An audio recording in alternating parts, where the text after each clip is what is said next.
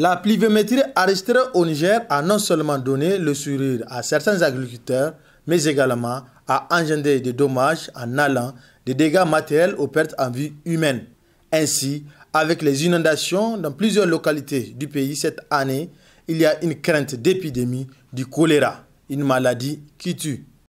C'est quoi le choléra? C'est évidemment une maladie, si vous voulez, contagieuse, due à ce qu'on appelle le Vibrio cholerae, qui est une bactérie qui vit évidemment dans l'eau ou dans éventuellement, en tout cas certaines matières qui sont sales.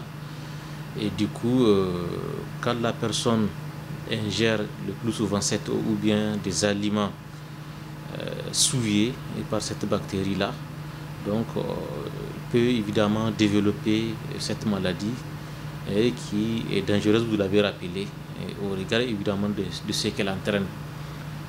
Notamment les principaux signes, c'est la diarrhée, ce sont les vomissements qui peuvent à la suite entraîner ce qu'on appelle une déshydratation avec tous les signes, en tout cas de la déshydratation. Donc ça peut également évoluer vers ce qu'on appelle un état de choc et entraîner, si vous voulez, la mort si on ne prend garde. Et c'est là évidemment la dangerosité de cette maladie-là. Donc comment doit-on faire une fois, en tout cas, les signes apparus? Donc il faut contacter le centre de santé le plus proche pour que, évidemment, si vous voulez, la prise en charge soit immédiate et en plus pousser les investigations, comprendre l'origine, en tout cas, de cette maladie et, si vous voulez, la prendre en charge, essayer de la circonscrire, évidemment, pour que ça ne puisse pas faire énormément de dégâts.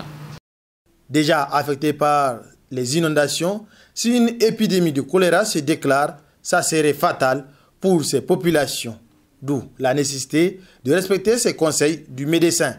Suite évidemment aux inondations qu'on a vues, qu'on a connues par-ci, par-là, évidemment, si par exemple le Vibrio cholerae a été, si vous voulez, emporté par en tout cas l'eau qui coule et que les usagers ont pris cette eau, soit la prendre sans évidemment la rendre potable, ou bien utiliser pour laver, si vous voulez, certaines crudités que les gens mangent.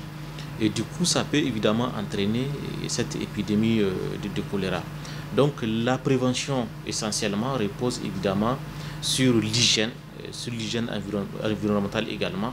Ça veut dire qu'il faut carrément autour de nous qu'on apporte un certain comportement, si vous voulez, de salubrité. C'est extrêmement important. Ce n'est pas bon d'avoir un environnement insalubre.